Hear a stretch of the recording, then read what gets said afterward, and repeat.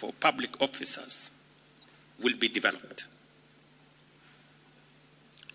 All non-essential travel by state and public officers is hereby suspended. No state officer or public servant shall participate in public contributions or harambees going forward.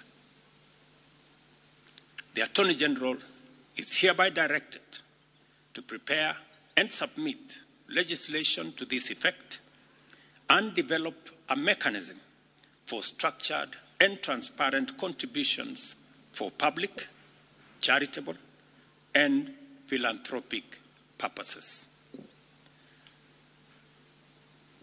These measures will be followed by changes in government